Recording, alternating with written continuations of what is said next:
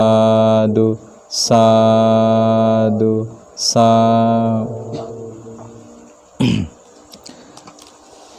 බුදුරජාණන් වහන්සේ දේශනා කරපු සූත්‍ර 3ක් තියෙනවා මේ බාහිර ආයතන ගැන. ආයතන කියලා කියන්නේ මේ සසරේ ගමන නිර්මාණය කරන දේවල්. එතකොට අභ්‍යන්තරික ආයතන තියෙනවා 6ක්, බාහිර ආයතනක් තියෙනවා කීයද? 6ක්. අභ්‍යන්තරික ආයතන කියන්නේ ඇස, කන, නාසය, දිව, කය, මනස.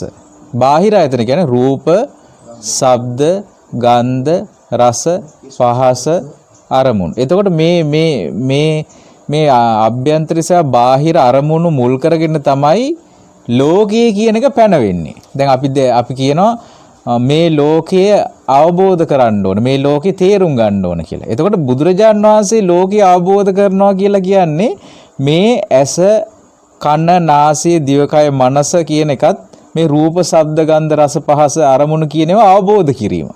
මොකද හේතුව මේ ලෝකයේ කියන එක පැනවෙන්නේ මෙව්වා මත. ලෝකයේ කියන එක පැනවෙන්නේ මෙව්වා මත. එතකොට දැන් ලෝකයේ කියන එක පැනවෙන්න මේ දැන් ඇස මේ වගේ පහළවීමක් තිබුණ නැත්නම් ලෝකයේ කියන එකක් පැනවෙනවද?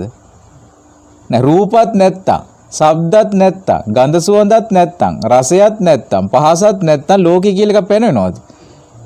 නෑ. එතකොට අපිට ලෝකයෙන් නිදහස් වෙන්න නම්, දුකින් නිදහස් වෙන්න නම් ඒකේ නා අවබෝධ කරගන්න ඕනේ ලෝකේ නම්. එයා මොන ලෝකේද අවබෝධ කරගන්න ඕනේ? ඇස නම් වූ ලෝකය, රූප නම් වූ ලෝකය, කන නම් වූ ලෝකය, ශබ්ද නම් වූ ලෝකය, නාසය නම් වූ ලෝකය, එතකොට ගන්ධ සුවඳ නම් වූ ලෝකය, දිව නම් වූ ලෝකය, රස නම් වූ ලෝකය, කය නම් වූ ලෝකය, පහස නම් වූ ලෝකය. මෙන්න මේ කියන ලෝකයට අයිති දේ අවබෝධ කරගන්න. එතකොට එයා ලෝකය අවබෝධ කළා. ඒකයි බුදුරජාණන් වහන්සේ පෙන්ලා දෙන්නේ මේ බම්බයක් තරම් ශරීරයෙන් පුළුවන් ලෝකය අවබෝධ කරන්න කියලා.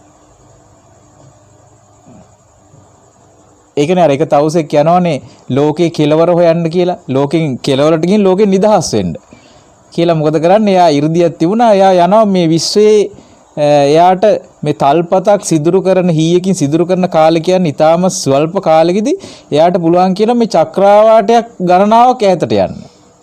이르දියෙන්. එයා මෙහෙම ගිහිල්ලා අවුරුදු 100ක් ගියා කියලා. එහෙම ගිහිල්ලා අන්තිමට විශ්වයේම මැරලා ගියා කියලා කියනවා. එයාට ලෝකේ කෙලවර හම්බුන්නේ නැහැ කියලා. බුදුරජාණන් වහන්සේ පෙන්ලා දෙනවා. එයා ඊට පස්සේ දෙවි කෙනෙක් වෙලා ඉපදිලා එනවා බුදුරජාණන් වහන්සේ හම්බ වෙන්න.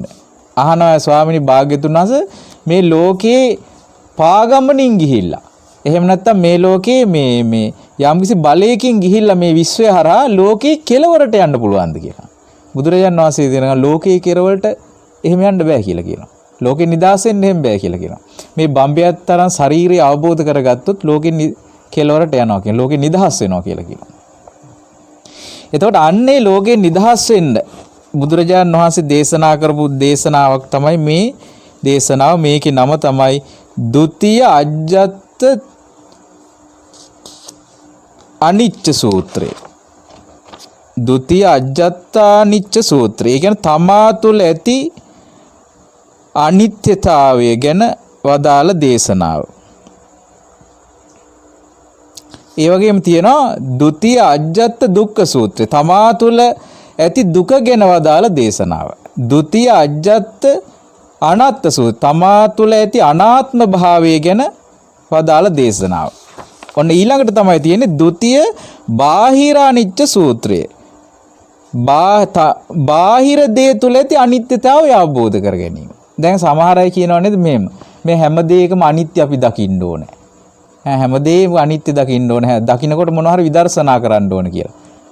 ඒතර බුදුරජාණන් වහන්සේ බාහිර දෙයක් අනිත්‍ය වශයෙන් දැකීමක් දේශනා කරලා තියෙනවා. හැබැයි ඒ දකින ඒවා අනිත්‍යයි කියලා සිහි කිරීම නෙමෙයි අනිත්‍ය සංඥාව කියලා කියන්නේ.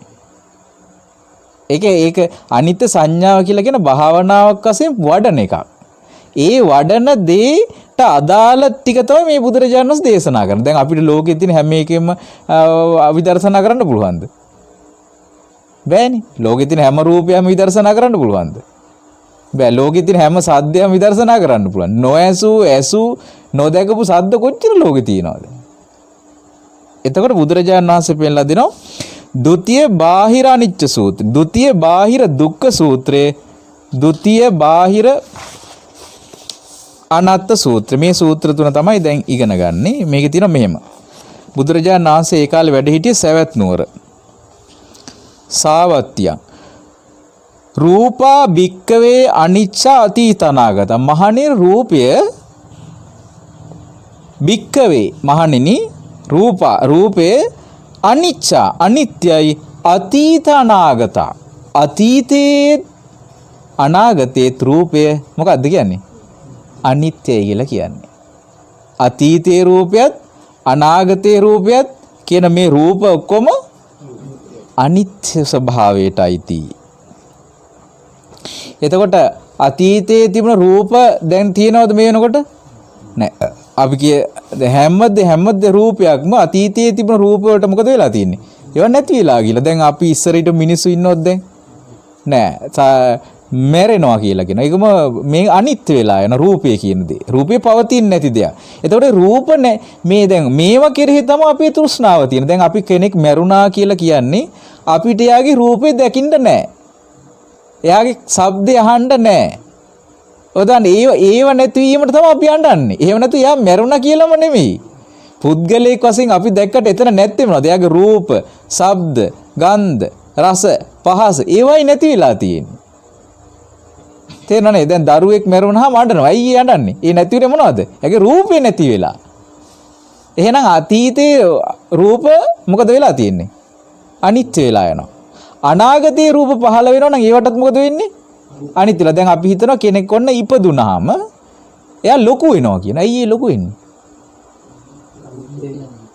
අනිත්‍ය නිසා. ඒ කියන්නේ අනිත්‍ය කියන ධර්මතාවයේ නැතුව ලෝකේ පැවැත්මක් නැහැ.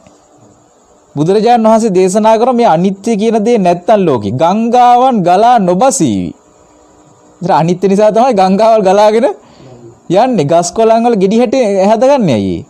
ලෝකේ අනිත්‍ය නිසා. නැත්තම් මල විදිහටම තියෙයි. ගෙඩිය විදිහටම තියෙන. ඒ මල අපිට කන්නත් බැයි. ඒක අනිත්‍ය වෙන්නේ නැහනේ.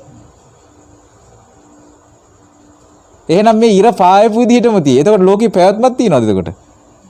නෑ අනිත්. එතකොට කියන බුදුරජාණන් වහන්සේ ඉර පායන්නේ බහින්නේ.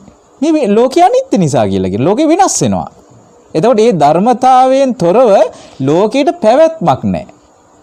එතකොට අපිට ලෝකයේ තියෙන ධර්මතාවයේ හැදිලා තියෙන ලෝකේ පැවැත්මට. එතකොට මේ ධර්මතාවයේ වෙනස් කරලා අපිට මේකේ පැවැත්මක් නැහැ කවදාකවත්.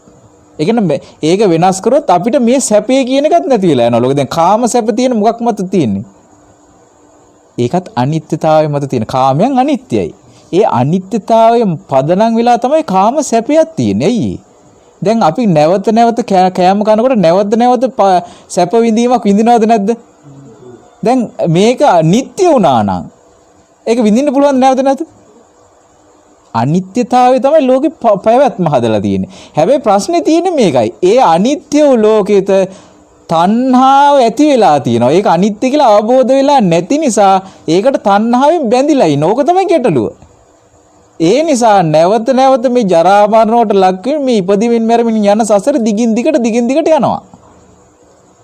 දැන් මේ කාම සැපේ තියෙන මේ සැපේ අනිත්‍යයි කියලා අවබෝධ කරලා නැහැ. අවබෝධ කරලා නැති නිසා මේ අනිත්‍ය දෙයට ආසයි. ආස කරනවා නෙමෙයි ආස වෙලා තියෙනවා යා. හරිද? අවබෝධ වෙලා නැති හින්දා. එතකොට ඒ නිසා එයා මේ අනිත්‍ය ලෝකෙත් එක දිගින් දිගට මේ අනිත්‍ය ලෝකෙන් නිදහස් වෙන්නේ නැහැ යා. තර ලෝකේ අනිත්‍යයෙන් තොරව ලෝකේ පැවැත්මකුත් නැහැ. දැන් ගස් ලොකු වෙන්නේ ඇයි? අනිත්‍ය නිසා. අපි කෑම කන්නේ ඇයි? අනිත්‍ය නිසා. මේ දිරවල යන්නේ ඇයි? අනිත්‍ය. ලෙඩ හොඳ වෙන්නේ, ලෙඩ වෙන්නේ ඒ ඔක්කොම මොකක් නිසාද? අනිත්‍ය නිසා. එතකොට අපි නාන්නේ කරන්නේ මොකක් නිසාද? අනිත්‍ය නිසා. එතකොට මේ වැස්ස වහින්නේ, පායන්නේ. දැන් වැස්ස වෙලාවක වහිනවා දැන් කියලා. එකපාරට මේක ලෝක වෙනස් වෙලා නිට්ටය වුණොත් එහෙම මොකක් වෙයිද? වැහලා අපි මැරෙන්නේ. පායන එක තියෙන. මේක මේ විදිහට මෙතන තියලා නවත්තුවොත් එහෙම මොකද වෙන්නේ? අපි ජීවත් වෙන්න වැඩි දවසක්. එයි මේ පායලා අපි කර කුට්ටම් වෙලා යයි. මේ ගස් කොළන් වේල්ලා ඔක්කොම නැති බංගත්තාන්ලා යනවා. එහෙනම් නিত্য ලෝකයේ කියන දේ කතා කරන්න පුළුවන් විෂයක්ද ඒක? නිත්‍ය ලෝකයේ කියන දේ කතා කරන්න පුළුවන් විෂයක් නෙවෙයි. එහෙම දෙයක් ලෝකේ නැහැ. හැබැයි අවිද්‍යාව තුළ ඉන්න මේ සියලු සසරේ ඉන සත්‍යයන් ඒ නිත්‍ය මානසිකත්වය තුළ ජීවත් වෙනවා ඒගොල්ලෝ. තේරුණාද? ඒක අවබෝධ වෙලා නැහැ. ඒ නිසා මේ අනිත්‍ය ලෝකෙට ඒගොල්ලෝ ඇලුම් කරනවා. දැන් බුදුරජාණන් වහන්සේ පෙන්නන්නේ මොකද? රූපා භික්කවේ අනිච්චා අතීත අනාගත. මහන්නේ මේ රූපය අතීතේත් අනාගතේත් අනිත්‍යයි. කෝපනවාදෝ පච්චුප්පන්නස. මේ වර්තමානයේ රූපය ගැන කවර කතාවද කියලා අහනවා. අතීතයේ රූපය අනිත්‍ය නම් අනාගතයේ රූපයත් අනිත්‍ය. දැන් අනාගතයේ රූපය හටගන්නේ රූප පැමිණෙන්නේ මෝරලා. ඒ මොකක් නිසාද? රූපය අනිත්‍ය නිසා. එතකොට අතීතයේ රූපයත් මේක බුදුරජාණන් වහන්සේ තේරුම් ගන්න කියන්නේ අතීතයේ රූපයත් අනිත්‍ය වුණා නම්. ඒක අපිට තේරෙනවනේ. අනාගතයේ රූපත් අනිත්‍ය නම් බුදුරජාණන් වහන්සේ දේශනා කරන මොකද? කෝපනවාදෝ පච්චුප්පන්නස. මේ වර්තමානයේ රූප ගැන කවර කතාවද?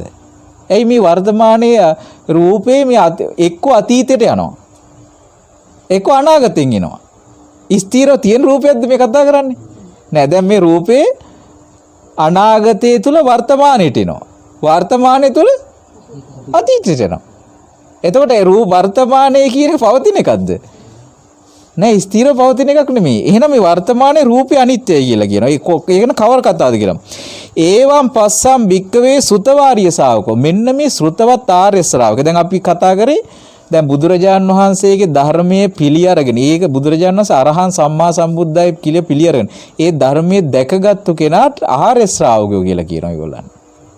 එතකොට අපි එතෙන් ආවහම ඒ ආර්ය ශ්‍රාවකයා මෙන්න මෙහෙම තමයි. ඒවම් මේ විදිහට තමයි දකින්නේ. අතීතයේ රූපයත් අනිත්‍යයි. අනාගතයේ රූපයත් අනිත්‍ය. එහෙනම් වර්තමානයේ රූපේ කොහොමත් අනිත්‍ය. ඒවම් පස්සම්බික මේ විදිහට දකින්න ශ්‍රුතවත් ආර්ය ශ්‍රාවකයා අතීතේසු රූපේසු අනපෙක්කෝ හෝති. අතීතේ නිරුද්ධ වෙලා ගිය රූප කෙරෙහි අපේක්ෂාව අත්හරිනවා යා. ඇයි අපේක්ෂාව අත්හරින්නේ? මේ විදිහට දකින්න කෙනා ඒ අපේක්ෂාව අත්හරින්නේ. ඒ රූපය අනිත්‍ය නිසා. ඒක නැවත උපද්දවන්න බෑ කවදාද. දැන් අපි හිතමු අපිට ළමා කාලේ ළමා ශරීරේ අපි මොන්න තරම් උත්සාහ කරලා නැවත ඒක අපිට උපද්දවන්න පුළුවන්ද? බෑනේ. එහෙම එකක් නෑ දැන්. ඇයි ඒ? නිරුද්ධ වෙලා ගිහිල්ලා. නිරුද්ධ වෙලා එහෙම එකක් නෑ. ඒ දැන් මේ මිනිස්සුන්ගේ තණ්හාව නිසා තමයි ඒව උපද්දවන්න උත්සාහ කරන්නේ. දැන් මිනිස්සු කියන්නේ අපි අතීතයට යනවා. සමහර මිනිස්සු කියනවා අපි අතීතයට යන්න ක්‍රමයක් හොයාගෙන තියෙනවා කියලා කියනවා. අතීතයට ගින් ජීවත් වෙන්නේ. ඒ මොකද? ඒ මේ තණ්හාවෙන් තෙත්තිච්ච මිනිස්සුන්ගේ හිතවල හැදෙන දේවල්. තණ්හාව නිසා ඒගොල්ලෝ කැමති අතීත රූපේ අපේක්ෂා සහිතව ඉන්නවා. බුදුරජාණන් වහන්සේ පෙන්නලා දෙනවා ආර්ය ශ්‍රාවකයා අර විදිහට මේක තේරුම් ගත්තොත් මොකද්ද? අතීතේසු රූපේසු අනපෙක්කෝ හෝති. අතීත රූපේ කෙරේ ඒ අපේක්ෂාව මොකද කරලා හරින්නේ? අත්හැරලා දානවා.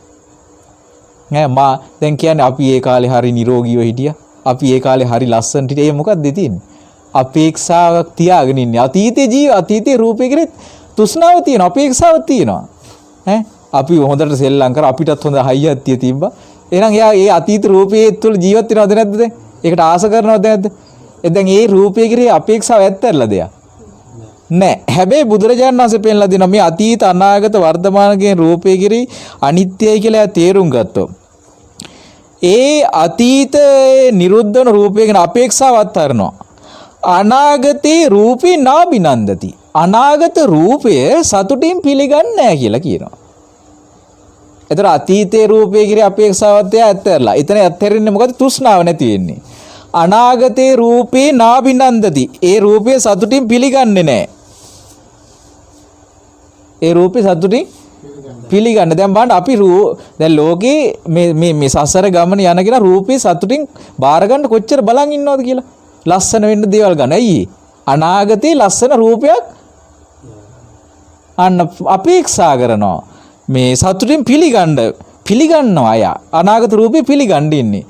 අනාගතේ දේවල් අපේක්ෂා කරමු. ඒ කියන්නේ මේ ඒවා කරන්න එපා කියලා නෙමෙයි. ලෙඩ වෙනකොට බේත් කරන්න එපා කියලා නෙමෙයි කියන්නේ. නමුත් ඒ වගේ තියෙනවා ඒවත් එක්ක පිටිපස්සෙන් එයාගේ තියෙනවා ඒ අනාගත රූපේ යහපත් වෙයි කියලා තෘෂ්ණාවක්.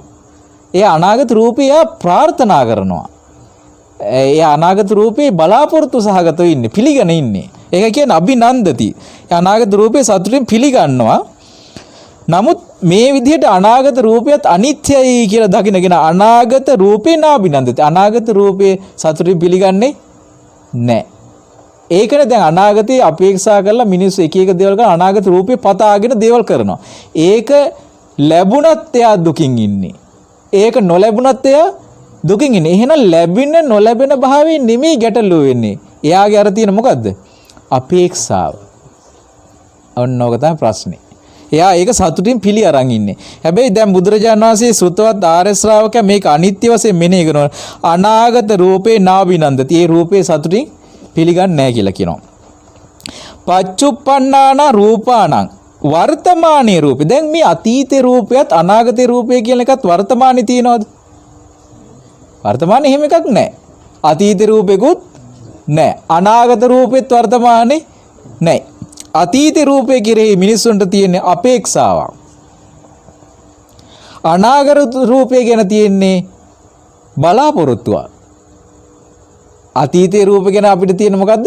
අපේක්ෂාවක්. අනාගත රූපය ගැන තියෙන්නේ සතුටින් පිළිගැනීමක්.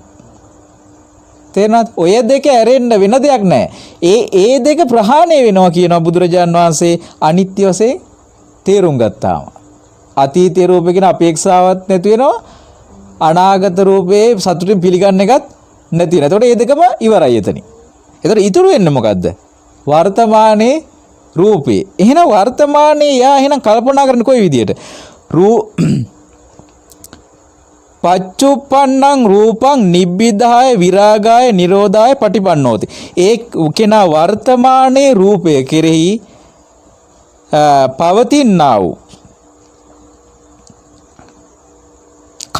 රූපය ගැන කලකිරීම පිණිස නොයල්ම පිණිස තණ්හාව නිරුද්ධ වීම පිණිස ධර්මයේ හැසිරෙනවා. ඔන්න ධර්මයේ හැසිරෙන්නේ මොකටද?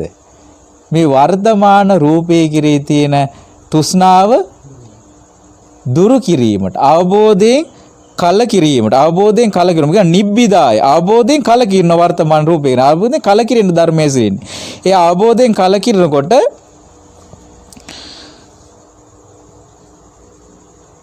විරාගාය ඒ රූපය කෙරෙහි තියෙන ඇල්ම මොකද වෙලා යන්නේ? නැති වෙලා යනවා. නිරෝධාය ඇල්ම මොකද වෙන්නේ? නිරුද්ධ වෙලා යනවා. තෘෂ්ණාව නිරුද්ධ වෙනවා. අන්න ඒ නිරුද්ධ වීම පිණිස පටිපන්නෝ හෝති. යා ධර්මයේ හැසිරෙනවා. ඔන්න ඕකට තමයි ධර්මයේ හැසිරෙන්නේ. හරිද? ඊට පස්සේ බුදුරජාණන් වහන්සේ පෙන්නලා දෙනවා සද්දා භික්කවේ අනිච්චා අතීත අනාගත. මහන්නේ ශබ්දය අතීතයේත් අනාගතයේත් මොකද්ද? අනිච්චා. ශබ්දේ කියනද අතීතයේ ශබ්දයත් අනාගතයේ ශබ්දයත් තත්ත්වය මොකද්ද? අනිත්‍යයි. කෝපනවාද පච්චුන්නස. අතීතයේ ශබ්දයත් අනිත්‍ය නම් අනාගතයේ ශබ්දයත් අනිත්‍ය නම් වර්තමානයේ ශබ්දය ගැන කවර කතාවද කියලා අහනවා. ඒක අර විදිහටම පස්සටම යන පැමිණෙන්න තියෙන ශබ්ද පැමිණෙනකොට මේ ශබ්ද මෙහෙම නැතිලා අනාගතේ හට නොගත්තා වූ ශබ්දත් අතීතේ නිරුද්ධ වුණා වූ ශබ්දත් මේ ශබ්දවල තියෙන ස්වභාවය මොකද? අනිත්‍යයි. අනිත්‍යයි. ඊට පස්සේ කියනවා ඒවම් පස්සම් බික්කවේ මේ විදිහට දකින ආර්ය ශ්‍රාවකා එයා සද්දේ අතීතේසු සද්දේසු අනපෙක්කෝ හෝති. අන්න අතීතයේ ශබ්ද කිරි අපේක්ෂාව අත්හරිනවා. අපේක්ෂාව නැති වෙලා යනවා. අපේක්ෂා රහිත වෙනවා. මධ්‍යස්ත වෙනවා. අනාගත සද්දේසු නාබිනන්දති. අනාගත ශබ්දේ සතුටින් පිළිගන්නේ නැහැ. පච්චුප්පන්නස වර්තමානයේ ශබ්දයේ කෙරෙහි නිබ්බිදාය විරාගාය නිරෝධාය පටිපන්නෝ හෝති. අවබෝධයෙන් කලකිරීම පිණිස නොයල්ම පිණිස නිදහස් වීම පිණිස ධර්මයේ මොකද කරන්නේ? හැසිරෙනවා. එහෙනම් ඔන්න නිදහස් වෙන්න දැන් ඕනම දෙයක් හැබැයි නිදහස් වෙන්නේ නැත්තේ මේ වගේ මේ රූප තණ්හා. ඒතර ලෝකේ මිනිස්සු හිසිරගත වෙලා තියෙන්නේ මෙන්න මේ රූපෙට, ශබ්දෙට, ගන්ධ සුවඳට, රසයට, පහසට, අරමුණු වලට මේකට තමයි සිරගත වෙලා තියෙන්නේ. ඒතර එයා මේ නිදහස් වෙන තැනදී මනුස්ස ලෝකේ මිනිස්සු නිදහස් වෙනවා. ප්‍රශ්න වලින් නිදහස් වෙනවා. අර්බුද වලින් නිදහස් වෙනවා. යුද්ධ වලින් නිදහස් වෙනවා. ලෙඩේ වලින් නිදහස් වෙනවා. සමහර ලෙඩ හොඳ වෙලා. ඒතර වෙන ලෝකයකට ගිහින් නිදහස් වෙනවා. එක එක ක්‍රමවලට නිදහස් වෙනවා. හැබැයි මේ නිදහස් වුණාට මේ සියලු දෙනාම සිරගත වෙලා ඉන්නේ මොකේද? රූපේ තුල සිරගත වෙලා ඉන්නේ. රූපයේ කිරි තෘෂ්ණාව පවතිනවා. ශබ්දයේ තුල සිරගත වෙලා ඉන්නේ. ගන්ධ සුවඳ තුල සිරගත වෙලා ඉන්නේ. රසය තුල සිරගත වෙලා ඉන්නේ. පහස තුල සිරගත වෙලා ඉන්නේ. මනසට සිටින අරමුණු තුල සිරගත වෙලා ඉන්නේ. එයා සිරකරුවෙක් වෙලා ඉන්නේ. එයා අතීතයේ රූප ශබ්ද ගන්ධ රස පහස ඊට පස්සේ අරමුණු කියන දේවල් කිරේ මොකද්ද ගන්න අපේක්ෂාවි තියනවා යාගේ. අනාගතේ රූප ඒවා සතුටින් මේ ටික පිළි අරගෙන තියෙනවා. දැන් මනසට එන ඕන දෙයක් මිනිස්සෙක් මනසට එන අරමුණු සතුටින් පිළිගන්න ඕනේ. ඒවා සතුටින් පිළිගන්න. ඒවම හිත හිතා ඉන්නවා. අතීතේ නිරුද්ධ වෙලා ගිය දේවල් බලන්න කල්පනා කර නැද්ද මනසින් කියලා? සමහරට ඒවා නිරුද්ධ වෙලා අවුරුදු 50 60ක් වෙන්න පුළුවන්. හැබැයි ඒවා වර්තමානයේ බොහොම සජීවී විදිහට ක්‍රියාත්මක වෙන කොහෙද? හිත තුළ. වර්තමානයේ බොහොම සජීවී විදිහට තියෙන දෙයක්. හැබැයි ඒ සිතුවිල්ල අවුරුදු 50ක් පරණයි. හැබැයි ඒක නැවත මොකද කරන්නේ? මනසින් මෙනෙහි වෙනවා. අන්න මනස අතීතේ නිරුද්ධ වෙලා ගිය දේවල් කිරී අපේක්ෂාව තියන් ඉන්නවා යා. ඒවා ලැබෙනවා නම් හොඳයි. අනාගතේ අපේක්ෂා තියන් ඉන්නවා. එතකොට මේ ආර්ය ශ්‍රාවකයා එයා හිතන්නේ මොකද? මේ රූප, ශබ්ද, ගන්ධ, රස, පහස, අරමුණු ධම්මා භික්කවේ අතීත අනාගත අනිච්චා භික්කවේ අතීත අනාගත මේ ඔක්කොම අතීතේත් අනාගතේත් පහළ වෙන්නව මේ ඔක්කොම මොකද්ද? අනිත්‍යයි කියලා එයා දන්නවා, දැක ගන්නවා, දකිනවා. කෝපනවාදෝ පච්චන. එහෙනම් මේ වර්තමානයේ තියෙන රූප, අපි දකින ශබ්ද, ගන්ධ, රස, පහස, අරමුණු කියන ඒවා ගැන කතා කරන්නම දෙයක් නෑ. ඒවා ඒ ස්වභාවයෙන් යුක්තයි. ඒවම් පස්සම් භික්කවේ අරිය ශාවක. මේ විදිහට දකින ආර්ය ශ්‍රාවකයා මේ රූප, ශබ්ද, ගන්ධ, රස, පහස, අරමුණු කියන දේවල් ගැන අනපෙක්කෝ හෝති. අතීතේසු ධම්මේසු අතීත දේවල් කෙරේ අපේක්ෂා රහිත වෙලා යනවා. අනාගතේ ධම්මේ නාබිනන්ද. අනාගත මේ අරමුණු කෙරේ සතුටින් පිළිගන්නේ නෑ. ඒ රූප, ශබ්ද, ගන්ධ, රස, පහස, අරමුණු කියන ඒවා අනාගතයේ දේවල් සතුටින් පිළිගන්නේ නෑ. මොකද ඒ ටිකටත් වෙන්නේ ඒ ටික තමයි. අනාගතයේ ඒවා මේ බලන්න මේ දුක කියන එක පවතින්නේ මේ ලෝකේ තියෙන ඒවා වෙනස් වීමෙන් නෙමෙයි. මේ ලෝකේ දේවල් වෙනස් වීම මේ ලෝකේ හැටියක්. දුක පවතින්නේ මෙන්න මේ ලෝකේ තියෙන දේවල් වලට අපේ සිතේ තෘෂ්ණාව තියෙනවා. මේ රූපයට, මේ ශබ්දයට, ගන්ධ සුවඳට, රසයට, පහසට, අරමුණට මොකක්ද තියෙන්නේ? තෘෂ්ණාව තියෙන. ඒකනේ දැන් ඔන්න කියනවා මම අරව කෑවා මට දැන් කන්න බැරි වේවා. දැන් මොකේද මේ තෘෂ්ණාව තියෙන්නේ? රස තෘෂ්ණාවද? කෑම වලට නෙමෙයි තෘෂ්ණාව තියෙන්නේ. දැන් අපි හිතන්නේ කෑම වලට ආසයි කියලානේ. මොකේද ඇත්තටම තියෙන්නේ? එතන මොකද්ද? රස තෘෂ්ණාව තියෙන්නේ. රස තෘෂ්ණාව තියෙන්නේ. අපි කියනවා මේක නිදා ගන්න අපි කැමතියි කියලා. මේ මෙට්ටි. ඒ තියෙන මෙට්ටේට ආසයිද? නෑ. ඒ පහසට තණ්හාව තියෙන්නේ. ඈ එතකොට මේ සුවඳට මම මේ සෙන්ට් જાතියට ආසයි කියලා කියනවා. ඒ සෙන්ට් වලට සෙන්ට් එකට දාස තියන්නේ නෑ. ඒ සුවඳටයි ආස. මේ ගන්ධ තණ්හා. එතකොට ඒ තෘෂ්ණාව නිසායි දුක හටගන්නේ. මොකද තෘෂ්ණාව මේ දේවල්ට ආසයි. තෘෂ්ණාව හටගෙන තියෙනවා. ඒ තෘෂ්ණාව නැති වෙන්නේ අවිද්‍යාව දුරු වුණාම. අවිද්‍යාව කියලා කියන අනවබෝධය නැති වෙන්න ඕන. අනවබෝධය තමයි නිට්ටයයි, සුඛයි, ආත්මයි කියලා එක තමයි අවිද්‍යාව තුළ වැසගෙන තියෙන්නේ. මේ කාරණා තුන තමයි අවිද්‍යාව තුන බෙදෙන්නේ. විද්‍යාව පහළ වුණා කියලා කියන්නේ දැන් මෙහෙම කියන්න. භයානක සත්තු 3 දෙනෙක් ඉන්නවා. තැනක. ඒ භයානක සත්තු 3 දෙනා ඉන්න තැන කරුවලයි. කරුවල අවිද්‍යාව වගේ නා. ඒ අනිත්‍යයි දුකයි අනාත්මයි කියන සත්තු 3 දෙනා කොහෙද අර කරුවලේ හැංගිලා ඉන්නේ. ඒ නිසා මිනිසයාට ඒක දකින්න හම් වෙන්නේ නෑ. යා මොකද කරන්නේ? අර කරුවලේ අතපතක ගායනකොට අර සත්තු මොකද කරන්නේ? මෙයාව කාලා දානවා. එනතම මෙයාව ඇනලා දානවා. මෙයාගේ ඇටකටු දෙක පොඩි කරලා දානවා. ඇයි ඒකට හේතුව? එයා අර සත්තු 3 දෙනා අර කරුවලේ යාට පේන්නේ නෑ. විද්‍යාව පහළ වුණා කියලා කියන්නේ අඳුර දුරු වුණා. ඒ කියන්නේ විද්‍යාව උදපාදී අඳුර දුරු වුණා. ආලෝක උදපාදී අඳුර දුරම ආලෝකී පහළ වෙනවා.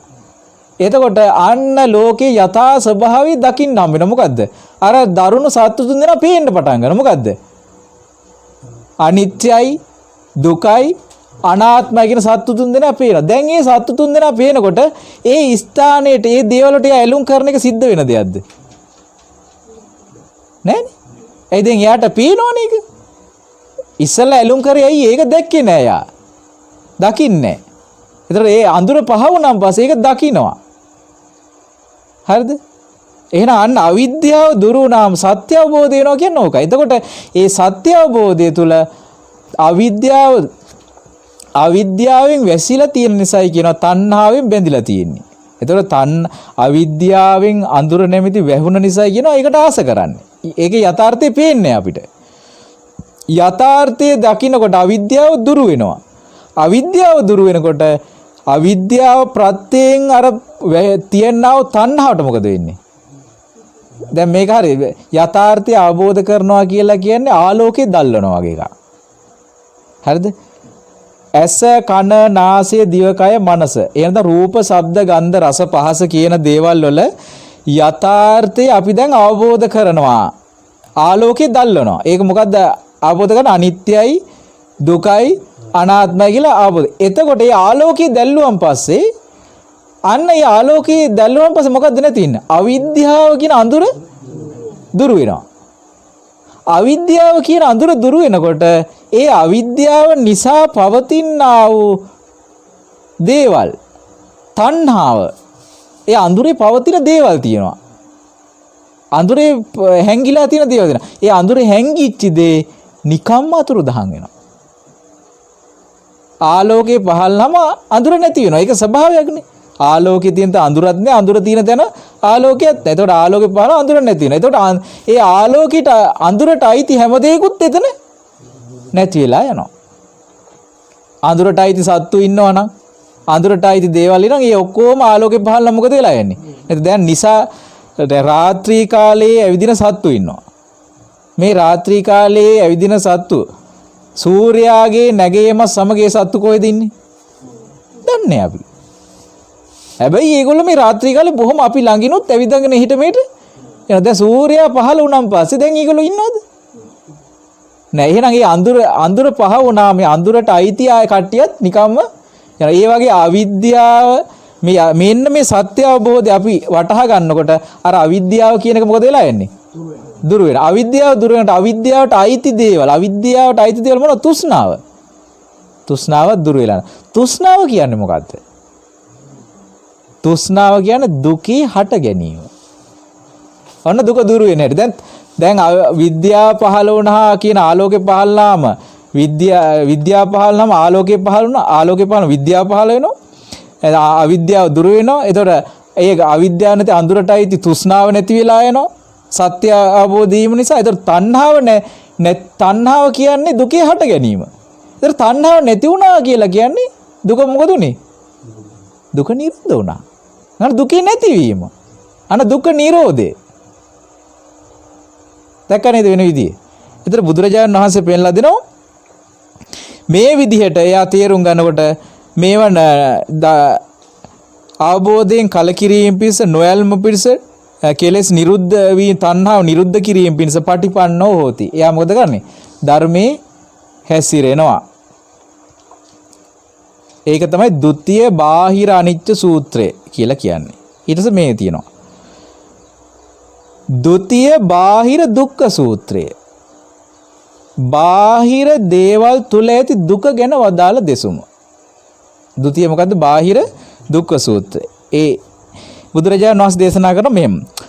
රූපා භික්කවේ දුක්ඛා අතීත අනාගත. මහණෙනි රූපයේ දුකයි අතීතේත් අනාගතේත්. එතකොට මේක තමයි ආර්ය ශ්‍රාවකයා තේරුම් ගන්න කියලා කියනවා. දැන් බලන්න මේ බුදුරජාණන් වහන්සේ මේ කියපු දේ එයා අහගෙන ඉඳලා එයා මෙනෙහි කරගන්නවා. ඒක තේරුම් ගන්නවා. අන්න ඒක තමයි මේ බුදුරජාණන් වහන්සේ කියන්නේ රූපා භික්කවේ දුක්ඛා. අති මේ රූපේ අතීතේ දුකයි අනාගතේ රූප දුකයි. ඒකනේ වර්තමානයේ අපි රූප නඩත්තු ගන්න විශාල වෙහෙසක් දරන්නේ. ඕ අවුවෙන් පරිස්සම් කරයි. අතීතේ නිරුද්ධ වෙලා ගිහිල්ලා තියෙන්නේ. අනාගතේ හට ගන්න ඒවත් නිරුද්ධ වෙනවා. දැන් බලන්න දැන් ළමයි හම්බෙන්න ඉන්නකොට එහෙම නැත්තම් මේ එතකොට ඉන්නකොට අපි ඒ හදනවනේ වැටවල් ගහනවා. එතකොට මොනවද මදුරු දැල් ගෙනත් තියෙනවා. ඊට පස්සේ මේ ඔය කැඩුණු බිඳුණු බඩු අයින් කරනවා. දැන් මොකද මේ කරන්නේ? අනාගතේ රූපෙට මොකද වෙලා තියෙන්නේ? අනාගත රූපේ අනිත්‍යයි. ඒක නේද ඒ රූපේ පරිසම් කරන දැන් හදන්නේ. වැටවල් ගහලා දැන් මේ රූපේ නිට්ටය නම් අනාගතේ තියෙන පහළ වෙනා රූපේ නිට්ටය නම් දැන් අපි මේ වර්තමානයේ ඒක සංරක්ෂණ කරන්න ක්‍රමවේදයක් හදනවද? නෑ සැරබල්ලෝ ඉන්නවා නම් ගිහින් දානවා. දැන් ඔක්කොම හදන ඇයි ඒ එන රූපේ මොකද වෙලා තියෙන්නේ? අනිත්‍යයි. ඒකයි කියන්නේ අතීතේ නිරුද්ධ වෙලා ගිය රූපේ. ඒ නිරුද්ධ වෙච්ච ලෝකයේ තියෙන සියලු රූපත් අනිත්‍යයි. තමාගේයි රූපයක් ඇද ඒකත් මොකද වෙලා තියෙන්නේ? ඒකත් අනිත්‍යයි. එතකොට බාහිර රූපයක් ඇද්ද? තමාගේ ඒවත් අනිත්‍යයි. ඒක කලින් අපි කතා කරන්නේ. දැන් බාහිර රූප ගැන කතා කරන්නේ. මේ ඇසට පේන රූප ඔක්කොම මොකද වෙලා තියෙන්නේ? අනිත්‍යයි. ඒකේ ස්වභාවය තමයි ඒක දුකටයි. ඒකේ ස්වභාවය මොකද? ඒක දුකටයි. අන්න ඒක තමයි මේ කියන්නේ රූපා භික්කවේ දුක්ඛ අතීත අනාගත. අතීතයේ අනාගත රූපයේ දුකයි කෝපන වාද පච්චපන්නස. වර්තමානයේ රූපය ගැන කවර කතාවද? අතීතයේ රූපේ දුකටයි. අනාගතයේ පැමිණෙනා රූපත් දුකටයි. වර්තමානයේ මේ පවතිනා රූපයත් දුකටයි. වර්තමානයේ පවතින රූපයත් දුකට. දැන් වර්තමානයේ රූපේ දුකටයි තියෙන නිසා තමයි අපිට මේ හැම අරගලයක්ම මිනිසු කරන්නේ. රූපේ දුකටයි. ඉඳන් ඉන්න බෑ. නිදාගෙන ඉන්න බෑ. ඊට පස්සේ ඇවිදින්න බෑ. දැන් අපිට එක දිගට ඇවිදින්න පුළුවන්ද? බෑ. එක දිගට නිදාගෙන ඉන්න පුළුවන්ද? එක දිගට ඉඳගෙන ඉන්න පුළුවන්ද? කිසිම දෙයක් කරන්න බෑ. මේ රූපේ කොහොම තියාගන්නද? එක දිගට කෑම කන්න පුළුවන්ද? කෑම නැතුව ඉන්න පුළුවන්ද? වතුර ඕන තරම් බොන්න පුළුවන්ද? වතුර නොබී ඉන්න පුළුවන්ද? බෑ. අවුවේ ඉන්න පුළුවන්ද? අවුව නැතුව ඉන්න පුළුවන්ද? වැස්සේ ඉන්න පුළුවන්ද? වැස්ස නැතුව ඉන්න පුළුවන්ද? බෑ. හුළඟ ඉන්න පුළුවන්ද අපිට? බෑ. හුළඟ නැතුව ඉන්න පුළුවන්ද? බෑ. ඇවිදින් නැතුව ඉන්න පුළුවන්ද? ඇවිදින්න පුළුවන්ද? ඒක මොකොත් බෑ. රූපේ කියන මොකේද දැයිති? දුකටයි. කණ්ඩ ඕනේ. නොකා ඉන්න බෑ. දිගටම කණ්ඩත් බෑ. කාපුවාම ලෙඩ වෙනවා. ඕන ප්‍රශ්න. නිදා ගන්න ඕනේ. නිදා ගන්න නැතුව ඉන්නත් බෑ. දිගටම නිදාගත්තොත් ලෙඩ වෙනවා. දැන් ලෝකේ මේ ඔක්කොම හදනවා මේ මොනවද? හොස්පිටල් හදනවා. ඒතර අපි කියන මේ වෛද්‍ය විද්‍යාව දැන් දියුණු ඉස්සර වගේ නෙමෙයි. හැමතැනම රෝහල් හදලා තිනවා. වෛද්‍ය ශාස්ත්‍රය ගොඩක් දියුණුලා තිනවා. ඒකේ තේරුම මොකද්ද? රූපේ දුකයි. රූපේ දුකයි. ඒ රූපේ දුක නිසා තමයි හැමතැනම හොස්පිටල් දාගන්නේ. ඉතින් අපිත් කැමති අපේ ගෙදර ළඟ හොස්පිටල් එකක් තියෙන අයියේ. රූපේ දුකයි. එතකොට වෛද්‍ය ශාස්ත්‍රය දියුණුවනවා කියන්නේ මොකද්ද? රූපේ දුක බවට පත් වුණා මිසක් ඒ ශාස්ත්‍රයන් දියුණු වෙන්නේ රූපේ දුක නිසා.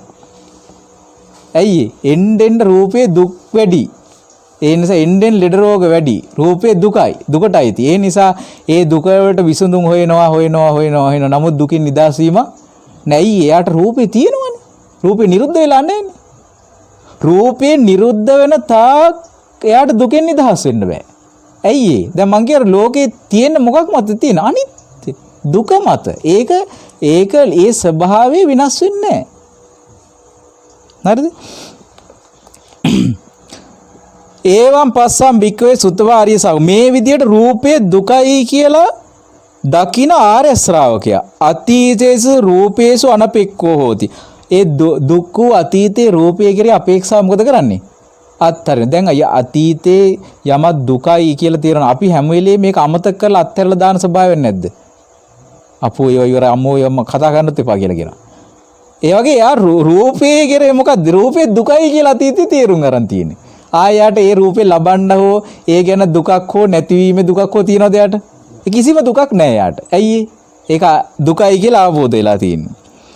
අනාගතේ රූපේසු නාබිනන්දති. එයි මේ රූපේ දුකයි කියලා පිළිගන්නවා නම් අනාගතේ පැමිණෙන්නා වූ හටගන්නා වූ රූප කෙරෙහිත් යාට තෘෂ්ණාවක් ඇති වෙනවද? සතුටින් යා පිළිගන්න කැමති නෝද ඒවා? ඇයි එයාට පිළිගන්න ඕන පිළිගන්න තියෙන දුකක්මයි.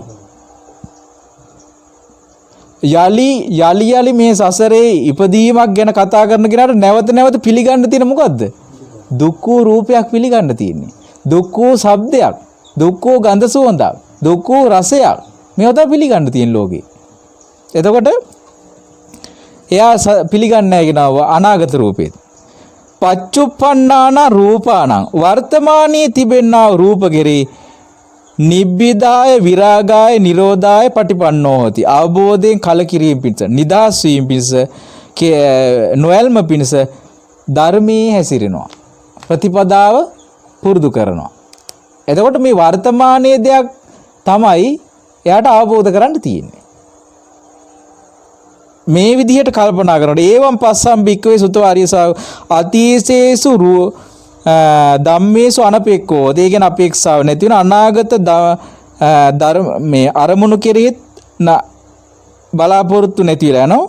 පච්චුප්පන්නාන ධම්මාන නිබ්බිදාය විරාගාය නිරෝධාය පටිපන්නෝති. අරමුණු ගැන කියන්නේ ඒ කෙරෙහිත් අවබෝධයෙන් කලකිරනවා. එතකොට රූප දැන් ශබ්ද ගන්ධ රස පහස මේ ඔක්කොගේම ස්වභාවය මොකද්ද? අතීතේත් අනාගතේත් මේ ඔක්කොම දුකටයි. එහෙනම් වර්තමානයේ තියෙන රූප, ශබ්ද, ගන්ධ, රස, පහස අරමුණු කියනවා ගැන කතා කරන්නම දෙයක් නැහැ. මේ විදිහට දකින්නකොට ඒක තේරුම් ගන්න ඔය. දකින්නකොට එයා මොකද ගන්නෙ? අතීතේ රූපේ කෙරේ අපේ මේ රූප, ශබ්ද, ගන්ධ, රස, පහස අරමුණු කෙරේ අපේක්ෂාව අත්හරිනවා. අනාගතේ දේවල් කෙරේ අපේ මේ පිළිගන්න එකත් අත්හරිනවා.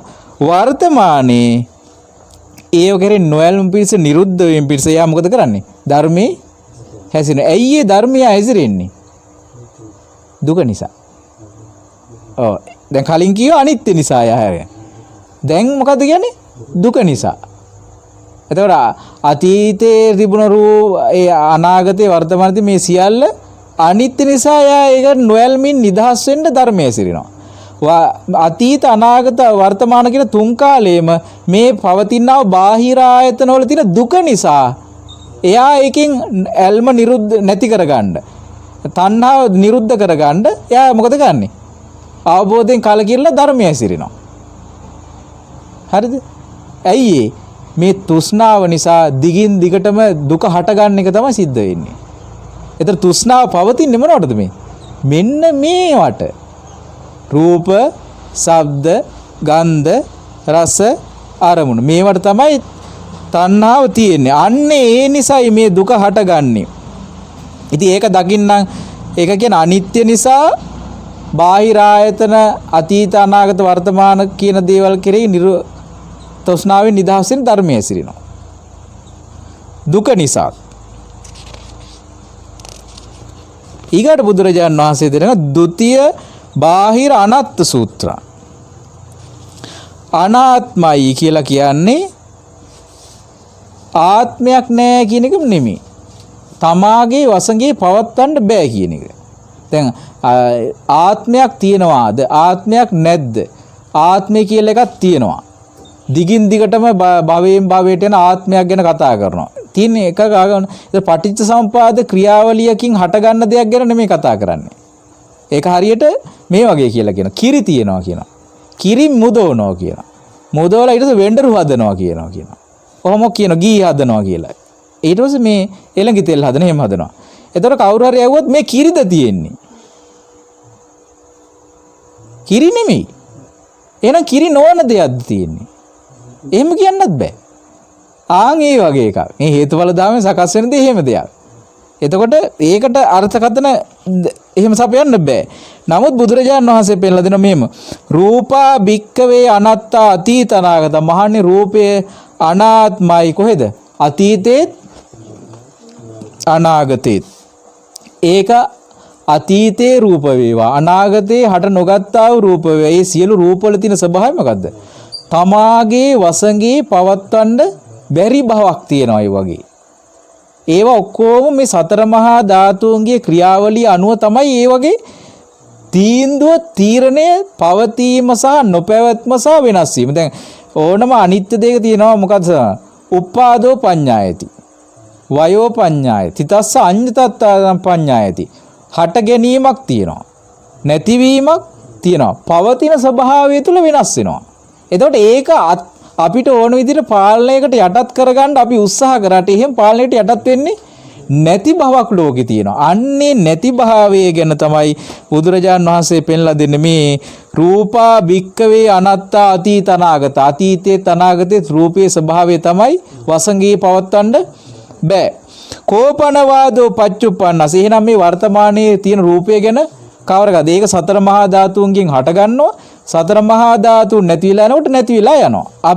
අපි කැමති වුණත් අකමැති වුණත් අපි ඒක හිතුවත් අපි ඒක හිතන්නේ නැති වුණත් අපි ඒකට ආස කරත් අපි ඒකට ආස කරේ නැතත් ඒ හිර පෑවුවත් හිර බැස්සත් අපි බෙහෙත් බිව්වත් අපි බෙහෙත් බිව්වේ නැතත් මොනවා කරත් ඒකේ තියෙන ස්වභාවය මොකද්ද?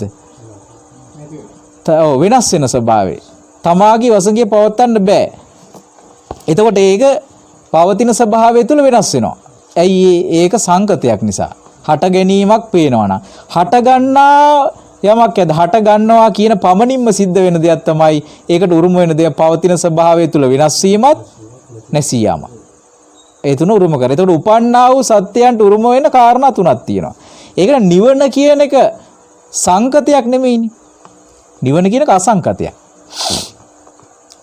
ආර්ය අෂ්ටාංගික මාර්ගය කියන සංකතයක්. ඒකනේ ආර්ය අෂ්ටාංගික මාර්ගය වඩන්න පුළුවන්. ආර්ය අෂ්ටාංගික පුරුදු කරන්න පුළුවන්නේ. ඒක සංකතයක්. නිවන කියන එක සංකතයක් නෙමෙයි. හට ගැනීමක්, නැතිවීමක්, පවතින ස්වභාවය වෙනස් වීමක් නැති එකම තැන නිවන. නිවන් අවබෝධ කිරීම කියලාදී. එතකොට ඒකයි නිවන කියන දේ අර්ථ දක්වන්නේ බුදුරජාණන් වහන්සේ. දැන් නිවන් අවබෝධ කිරීම නිවන කියන දේ මේ කෙලෙස්ලා හිත මිනිස්සෙකුට මොකද්ද කියලා හිතා ගන්න බෑ. ඇයි එයා ජීවත් වෙන සංකතයක් තුලනේ. එයා අත්දකින්නේ, එයාට තේරුම් ගිහිල්ලා තියෙන, එයා හැසිරෙන්නේ, එයා කටයුතු කරන ඔක්කොම මොකක් තුල ඉඳගෙනද? සංකතයක් තුල. ඒකේ හට ගැනීමක්, නැතිවීමක්, පවතින ස්වභාවය වෙනස් වීමක් ගැන කතා කරන්නේ. ඒකෙන් බැහැර වුණා වූ දෙයක් ලෝකේ තියෙනවා. ඒකට තමයි අමා මහ නිවන කියලා කියන්නේ. ඒක අසංකතක්. ඒ අසංකත වූ දේ අර මේ කියන ධර්මතාවය නෑ ඒකේ. ඒකට කියන්නේ න ආගතින් පැමිණීමක් නෑ කියලා කියන නිවනට. න තිතින් නැවතී සිටීමක් නෑ. න චුතින් චුතවීමක් නෑ. න පඨවි ධාතුව කියලා එකක් නිවන නෑ. න ආපෝ ධාතුව කියලා එකක් න වායෝ ධාතු. මේ වායෝ ධාතුව කියලා එකක් න තේජෝ ධාතු කියලා ගන්න. න ආකාසානංචයතන කියලා සමාධියක් නෑ කියලා කියන එතන. න විඥානංචයතන කියලා සමාධිය නෑ. න ආකින්චඤ්ඤායතන කියලා සමාධියක් නෑ කියන. න නේව සංඥා නා සංඥායතන සමාධි ස්වභාවයක් නෑ කියලා කියනවා. න උබෝ චන්දිම සූර්යානං මේ හිරු සඳුගේ පෑයීමක් නැහැ කියලා කියනවා. එය නොපවතින තැනක කියලා කියනවා. ඉතින් මොකද්ද කියලා දැන් මිනිසුන්ට හිතා ගන්න බෑ නේද? ඒක තමයි සංකතය කියලා කියන්නේ. ඒක සංකතය කියන මිනිසුන්ට ඉන්න ලෝකෙ ඉඳන් තේරුම් ගන්න බෑ. නිවන කියන එක සාක්ෂාත් කරන්න ඕන දෙයක්. නිවන කියන සාසල. එහෙම එක මොකද්ද කියලා හිතා ගන්න බෑ. ඇයි ලෝකයේ දැන් එක්ක කාම ලෝකේ ඉන්න. ඒතකොට එහෙනම් පළවෙනි ධ්‍යානයේ වඩපුවම ඒ මානසිකත්වය, දෙවෙනි ධ්‍යාන, ඒ මානසිකත්වය වෙනස් වෙලා තමයි අරූප තල වලට යන්නේ. ඒකත් නැහැ කියලා කියනවා එතන. දැන් සාමාන්‍ය පෘථජන මිනිස්සුනේ නීවරණයි කරන්නේ. ඒක එක මට්ටමක්. කාමච්ඡන්දේ, ව්‍යාපාද, තීන මිද්දේ, උද්ධච්ච මේ පිට රටවල් වල අපි මේ අනිත් රටවල මේ ලෝකෙ ඉන්න හැම මිනිස්සුම ඉන්න ওই තලයේනේ. ඒතර ඒගොල්ලන්ට සමාධි නැහැ. ඒ එකම මානසිකත්වයේ තියෙන්නේ. රූප වෙනස් වුණාට, කන බොන දේවල් වෙනස් වුණා, අඳින පළඳින දේවල් මේ ඔක්කොටම කාමච්ඡන්දේ, ව්‍යාපාදේ, තීන මිද්දේ, උද්ධච්ච, විචිකිච්ඡා මේ කියන නීවරණ පහින් ජීවත් වෙන්නේ. මේකෙන් මේ නීවරණ පහෙන් ඉහළ තලයකට මානසිකත්වය දියුණු කරගන්න. ඒකට කියනවා පළවෙනි ධානයටපත් වුණා. එතකොට අර මනසක් නෙමෙයි තියෙන්නේ. ඒක වෙනස් එකක් ඒක. ඊට පස්සේ ඒක ඉක්මවා කියලා දෙවෙනි ධානය. තුන්වෙනි ධානය. එතකොට මේ මනුස්ස තලයෙන් ඉහළ වෙනවා ටික ටික ගිහිලා. ඔහොම ගිහිලා අරූප තල වලට යනවා. මේ සිස්ටම් එකම මේ පෘථජන ලෝකේ සංසරණය කරන්න පුළුවන්. පෘථජනයට මේ නේව සංඥා නා සංඥාතන පුරුදු කරන්න පුළුවන්. හැබැයි ඒක ආර්ය සමාධියක් නෙමෙයි. එතකොට දැන් වෙනස මොකක්ද එහෙනම්? බුදුරජාණන් වහන්සේ පෙන්ලා දෙන අමා මහ නිවන ගැන කියද්දි මොකද්ද කියන්නේ? මහණෙනි මේ කිසිවක් එතන නැහැ. මේ ඔක්කොම ඉක්මවා ගියේ කියලා තියෙන්නේ. ඒකනේ නිග්‍රෝධ කියන තාපසතුමාට කියන්නේ නිග්‍රෝධ දැන් ඔබේ මේ තවුස් දිවියේ ගැන මම ඔබට කියලා දෙන්නම් කියලා මේ තවුස් ජීවිතය ගත කරන විදිහ බුදුරජාණන් වහන්සේ දේශනා කරනවා. මේ තවුස් ජීවිතේ මෙහෙම මෛත්‍රී භාවනා කරලා ඊට පස්සේ ඒ බ්‍රහ්ම විහාර වඩලා ඊට ධානය උපදවාගෙන පොබ්බේ නිවාසානුසති ඥානෙ උපදවගෙන දිබ්බ චක්කු ඥානෙ දිවස් නුවණ උපදවා ගන්න ඕන කියලා කියනවා. නෑ චතුප්පපාද ඥානෙ. එතකොට පුබ්බේන චතුප්පා ඥානෙ උපදවා ගැනීම. මෙතනින් තවුස් දිවිය අවසන් වෙනවා කියලා කියනවා. ඒ කියන්නේ කවුරු හරි කෙනෙක් භාවනා කරලා ලෝකේ කෙනෙක් මේ රිසිවරයෙක් හරි මුනිවරයෙක් හරි වෙන්න කල්පනා කරොත් එයාගේ මුනි දහම එතකින් අවසන් වෙනවා. ඔතනින් එහාට මුනිවරයෙකුගේ පැවැත්මක් නැහැ. ඒ මුනිවරයාට යන්න පුළුවන් උපරිම ඔච්චරයි. එයාට අපුදා පුබ්බේ නිවාස ඥානය මේ චතුප්පාද ඥානය. බුදුරජාණන් වහන්සේ දේශනා කරනවා නිග්‍රෝධ ඔබ ඒක දන්නෙත් නැහැ කියලා කියනවා. මම ඒකක් දන්නවා කියලා කියනවා. ඔබලා තවුස වුණාට ඒ තවුසෙකට දිනු කරන්න පුළුවන් උපරිම මට්ටම ඔබ දන්නේ නැහැ කියලා කියනවා. මම ඒක දන්නවා කියලා කියනවා. ඒ නිසා නිග්‍රෝධ නමුත් නිග්‍රෝධ මම ඔයිටත් වඩා එහා ගිය ක්‍රමයක් ගැනයි කියන්නේ කියලා කියනවා. ඒ ආසවක්ඛ්‍ය ඥානෙ. ඒකට මොකද්ද කියන්නේ? ආසවක්ඛ්‍ය ඥානෙ. ඒක තමයි කෙලෙස් දුරු වුණා කියන ඥානෙ. එතකොට එතන තියෙනවා ත්‍රිවිද්‍යාව. පුබ්බේ නිවාසානුස්සති ඥානෙ, චතුප්පාද ඥානෙ, ආසවක්ඛ්‍ය ඥානෙ පොදගත් ඒක ත්‍රිවිද්‍යාව ලැබුවා කියලා කියන්නේ. තේවිජ්ජ. ඒතර මේ ත්‍රිවිද්‍යාව දැන් අපිට දැන් මෙහෙම එකක් තියෙනවා. දැන් අපි විද්‍යාව කියන්නේ මොකේද? සමාජ විද්‍යාව. ඒතර මොකද්ද? මනෝ විද්‍යාව. ඒතර බටහිර විද්‍යාව, භෞතික විද්‍යාව, රසායන විද්‍යාව කියලා කියනවා. නමුත් බුදුරජාණන් වහන්සේ පෙන්ලා දුන්න විද්‍යාවේ තියෙන තුනයි තියෙන්නේ. බුදුරජාණන් වහන්සේ තමයි විද්‍යාව කියන වචනේ පාවිච්චි කරන්නේ. මේ ලෝකේ විද්‍යාව කියලා ඒ වචනයක් ලෝකේ වෙන නෑ කොහෙවත්. මේ විද්‍යාව උදපාදි. විද්‍යාව පහළ වුණා. ඒක බුදුරජාණන් වහන්සේගේ වචනයක්. සයන්ස් කියන්නේ විද්‍යාව නෙමෙයි. ඒතර අපේ රටේ ඉන්න මෝඩ මිනිස්සු මොකද කරේ? උගත්තු කියන මෝඩ මිනිස්සු.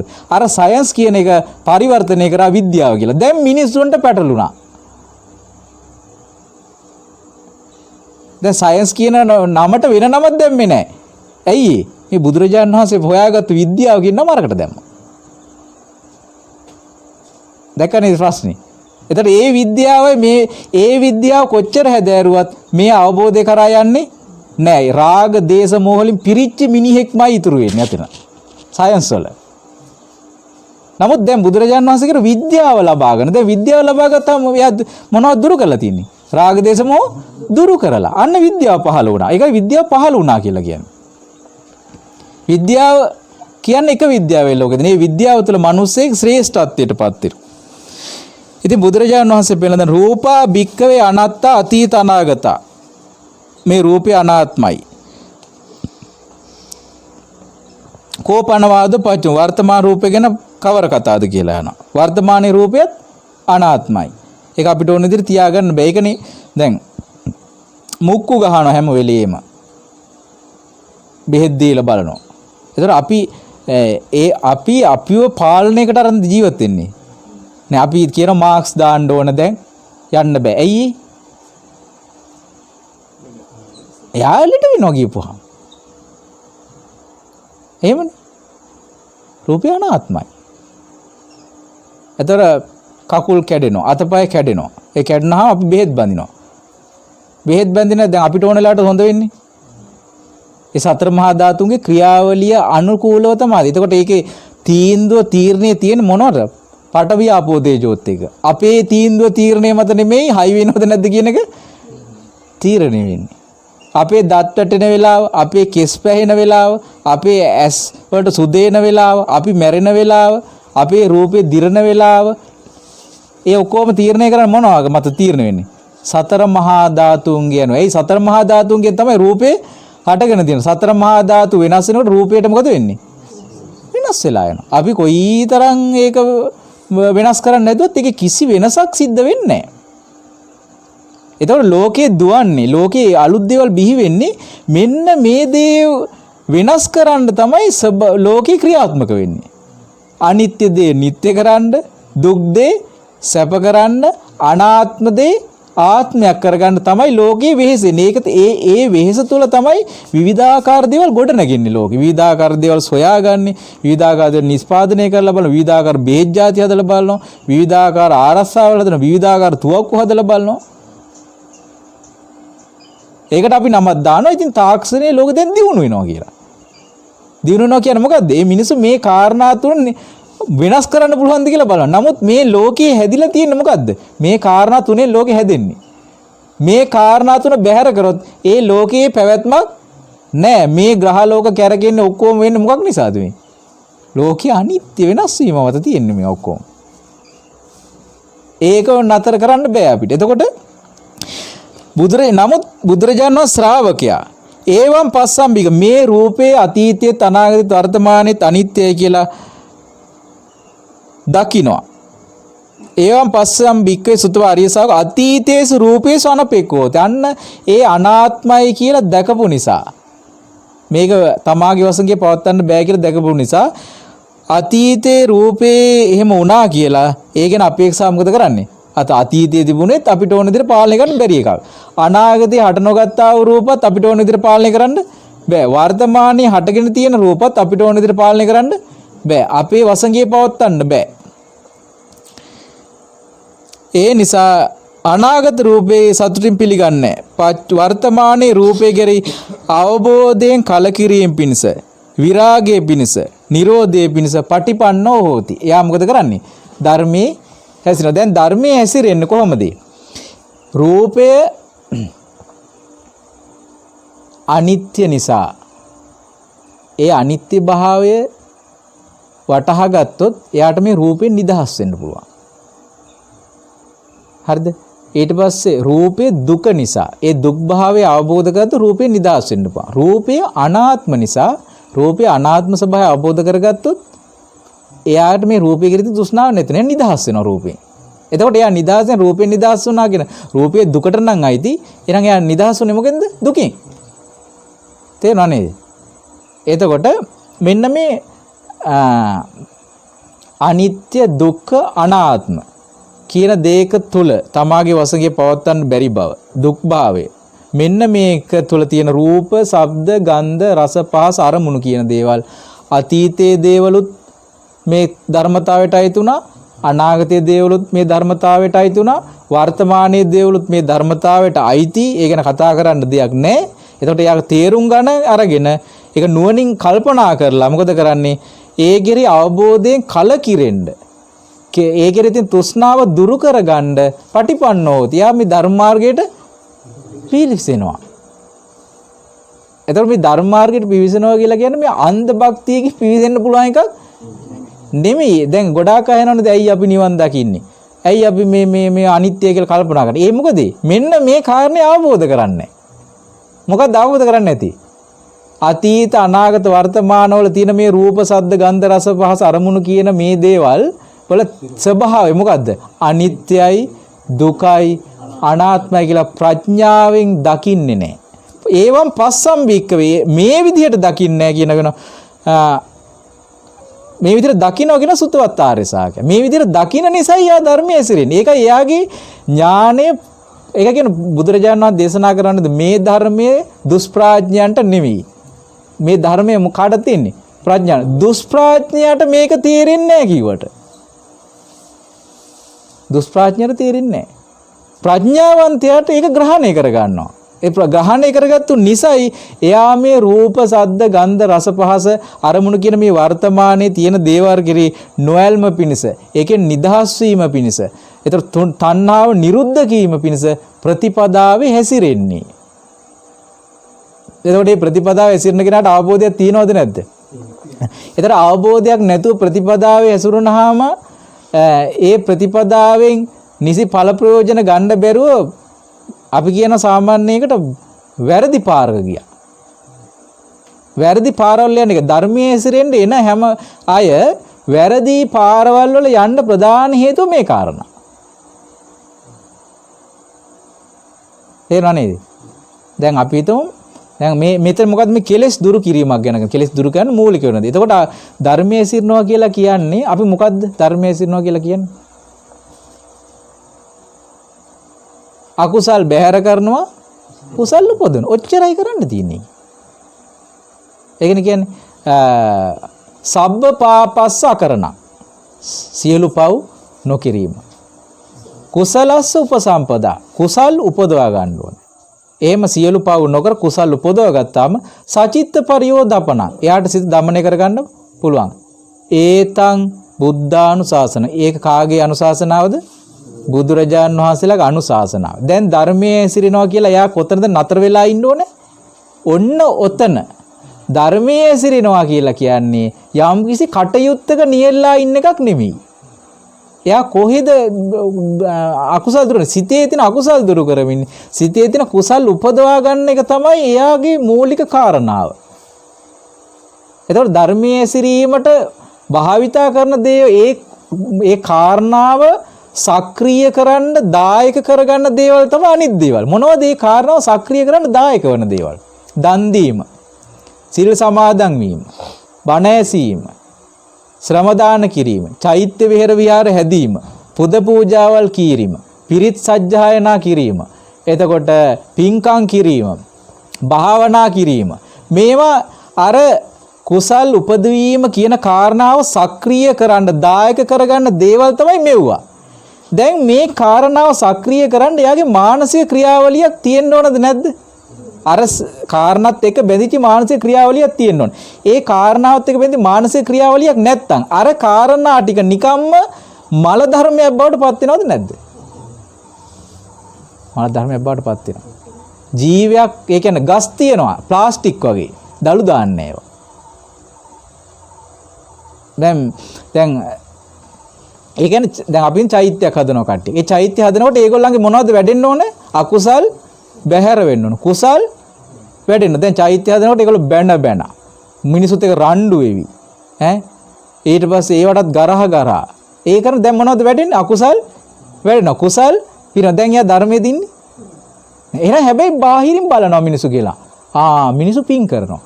චෛත්‍ය හදනවා. සාදු කියන අනේ කොච්චර දෙයක්ද? අර මිනිස්සේ කුසල් වැඩෙනවා. දැන් බලාගෙන ඉන්න මිනිස්යාගේ. ඇයි? එයාගේ සද්ධාව වැඩෙනවා. එයාගේ අකුසල් බැහැන කුසල් උපදිනවා. දැන් අර පාරේ ඉන්න මිනිස්සයා ධර්මයේ හැසිරෙනවද නැද්ද? හැසිරෙනවා. දැන් අර චෛත්‍ය උඩම ඉන්න මිනිස්සයා. එයා ධර්මයේ හැසිරෙන්නේ නැහැ. එහෙනම් ඒකයි කියන්නේ ක්‍රියාව ඵල සහිත වෙන්නේ. ඒක අකුසල් බැහැරවීමත් කුසල් ඉපදීමත්. ඒතකොට දැන් සමහර වෙනවා දාන දීලා ඒගොල්ලෝ රණ්ඩු වෙනවා. මොකක් හරි හේතුවක් නිසා. එතකොට දැන් අකුසල් බැහැර ගැනීම කුසල් උපදවන කියන තැනට අවිල්ලද? නේ බැහැර වෙන්න ඕන අකුසල්. කුසල උපදව ගන්න ඕන. ඉතින් ඒ නිසා අර පිනත් අල්ප පිනක් බවට පත් වෙනවා. මේ කුසල් බැහැර කළ අකුසල් වඩනකොට. ඒක තමයි කියන්නේ දැන් මේ මොනම දෙයක් කරද්දී ධර්මයේ සින දැන් බලන්න මේ විදිහට කල්පනා කරනකොට එයා අවබෝධයක් ඇතුව ඉන්නේ ජීවිතේ. වැටහීමක් ඇතුව ඉන්නේ. ඒ අවබෝධයක් වැටහීමක් ඇතුව ධර්මයේ ඇසිරෙන්නේ. මොකද්ද? මේ වර්තමාන රූප, ශබ්ද, ගන්ධ, රස, පහස අරමුණු කියන කෙරෙහි තියෙන තෘෂ්ණාව දුරු කරගන්න. රාගය දුරු ගන්න. අවබෝධයෙන් කලකිරෙන්න. ඒක කෙරෙහි තෘෂ්ණාව නිරුද්ධ කරගන්න. තමයි යා මේ ධර්මයේ හැසිරෙන්නේ. එහෙම ධර්මයේ හැසිරෙන්න යාට ආපු නුවණ මොකද්ද? බුදුරජාණන් වහන්සේ දේශනා කරපු දේ යා පිළිගත්තා. මොකද්ද පිළිගත්තේ? අතීතේ රූප, ශබ්ද, ගන්ධ, රස, පහස තිබුණා. ඒ ඔක්කොම අනිත්‍යයි. දුකයි අනාත්මයි. අනාගතේ හට නොගත්තා වූ රූප ශබ්ද ගන්ධ රස පහස අරමුණු තියෙනවා. ඒ ඔක්කොම අනිත්‍යයි, දුකයි, අනාත්මයි. වර්තමානයේ හටගත්තා වූ රූප ශබ්ද ගන්ධ රස පහස අරමුණු තියෙනවා. ඒ ඔක්කොම අනිත්‍යයි, දුකයි, අනාත්මයි. මෙන්න මේ දුකට අයිති දේ දුකට අයිති කියලා අවබෝධ කරගන්නවා. එතකොට එයා දුකින් නිදහස් වෙනවා. දුකින් නිදහස් වුණා කියලා විමුක්තියටපත් වුණා කියලා කියන්නේ තෘෂ්ණාව දුරු වුණා. ඒතර බලන්න එයා අවබෝධයකින් යුක්තව තමයි මේ කාරණේ ප්‍රගුණ කරන්නේ. ඒතර මෙන්න මේ විදිහට බුදුරජාණන් වහන්සේ පෙන්ලා දෙනවා කලකිරීම පිණිස, නොයල්ම පිණිස, තණ්හාව නිරුද්ධ වීම පිණිස ධර්මයේ ඇසිරෙනවා. දැන් බලන්න අවබෝධයෙන් කලකිරීම කියලා කියන්නේ සාමාන්‍ය ලෝක කලකිරීමක් නෙමෙයි ඒක. මෙහෙම දැන් නිබ්බිදාව කියන කෙනා අවබෝධයෙන් කලකිරීම නිබ්බිදාව කියලා කියන. එම් නිබ්බිදාව ඇති වුණාන් පස්සේ දැන් සාමාන්‍ය ලෝකේ කලකිරනවා කියන්නේ මොකද්ද? ඉච්ඡා බංගත්වයට කියන්නේ. තමන්ට නැති වෙද්දි වගේ දුක් වෙනවා. එපා වෙලා කලකිරලා. හැබැයි යාට ආයතයක් හමුණා යා කැමති. අවබෝධයෙන් කලකිරුණා කියලා කියන්නේ යා සතුටින් ඉන්නේ හැමදාම. ඇයි ඒ ලෝකේ දේවල් වෙනස් වුණාට නැති වුණාට අනිත්‍ය දේවල් අනිත්‍ය වෙනකොට යාට දුකක් ඇති වෙන්නේ නැහැ කවදාවත්. අනිත්‍ය දේවල් අනිත්‍ය වෙනකොට තවදුරටත් එයාගේ සිත සතුටින් පිනාය නෑයි. එයා දැකපු සත්‍ය ලෝකේ දකින්න තියෙන දෙයක් නිසා. එයාට සත්‍ය අවබෝධ වුණා කියන එක තේරෙන්න පටන් ගන්නවා. එතකොට අවබෝධයෙන් කලකිරුණ කෙනා කවදාකවත් දුක් නොවන කෙනාට කියනවා අවබෝධයෙන් කලකිරුණ කෙනා කියලා. හැමදාම ප්‍රමුදිත වූ සැනසීම සන්තුෂ්ටිමත් සිතක් තියෙන කෙනාට කියනවා අවබෝධයෙන් කලකිරුණ කෙනා කියලා කියනවා. ඒතර අවබෝධයෙන් කල නොකිරුණ කෙනාට එයාට කවදාකවත් සතුටින් ඉන්නවා කියන එක ලෝකෙ වෙන්නේ නැහැ. සතුට කියන දේ එයාට සදාකාලිකව ශනිකව ඇති වෙන දෙයක් නෙමෙයි ඒක. ඒක හැම වෙලේම වෙනස් වෙයි මහා පීඩන ගොඩක එයා ඉන්නේ. ඇයි? රූපය අනිත්‍ය කියලා අවබෝධ කරලා නැහැ. ශබ්ද, ගන්ධ, රස, පහස අරමුණු කියනවා අතීතයේත් අනාගතේත් වර්තමානයේ කියලා මේවා අනිත්‍යයි, දුකයි, අනාත්මයි කියලා අවබෝධ කරලා නැහැනේ. නමුත් ඒ වගේ ස්වභාවය වෙනස් වෙන්න පටන් ගන්නවා අර විදියටම. අතීතයේ නිරුද්ධ වෙනවා, අනාගතයට අනිත්‍ය දුකට වෙනවා, වර්තමානෙත් වෙන. දැන් එහෙම වෙන්න එයාට සතුටින් ඉන්න පුළුවන්ද? එයාට සතුටින් ඉන්න බෑ. ඇයි? එයා ඒවට ආසයි. එයා ඒවට තෘෂ්ණාවෙන් බැඳිලා නම් ඒවා වෙනස් වෙනකොට එයාට සතුටින් ඉන්න පුළුවන්ද? බෑ. එයා ඉන්නේ කබල උඩ නම්. යට ලිපට ගින්දර දානකොට එයාට ඒකෙන් පීඩාවට පත් නොවී ඉන්න පුළුවන්ද? ඇයි පත් නොවී ඉන්න බැරි? යා කබල උඩ නින්නේ. නිට්ටයයි, සුඛයි, ආත්මයි කියන කබල උඩ නැගගෙන යා ඉන්නේ. ඉතින් ලිපට කොහොමත් කරන්නේ ගින්දර දාන එක මිනිස්සු. ලිපට මොකද වතුර දානවද කවුරු?